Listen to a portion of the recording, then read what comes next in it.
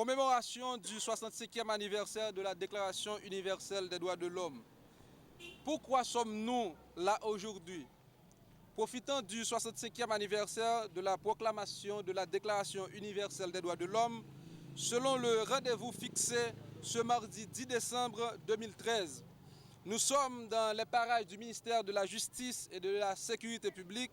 pour alerter l'opinion publique nationale et internationale sur la situation haïtienne en ce qui concerne les droits humains. Déjà 65 ans, depuis que notre cher Haïti, membre fondateur de l'Organisation des Nations Unies, avait cru trouver dans la Déclaration universelle des droits de l'homme proclamée par celle-ci une voie conventionnelle, un instrument juridique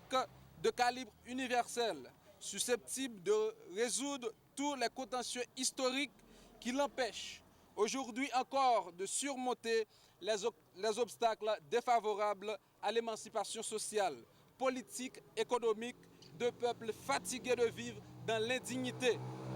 Depuis 1986, deux choses dominent la vie publique haïtienne, le désordre et le désespoir. Pour répéter Thomas Sankara, notre pays semble transformé en une synthèse douloureuse de toute souffrance de l'humanité. La souffrance des millions d'Haïtiens dépourvus d'actes d'état civil, la souffrance des millions d'enfants qui n'ont pas accès à l'éducation, la souffrance des milliers de jeunes qui, après leurs études classiques, sont dans l'impossibilité d'avoir accès à l'université, la souffrance des milliers de déshérités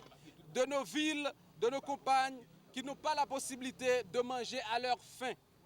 la souffrance des milliers de familles ne disposant pas de logement décent,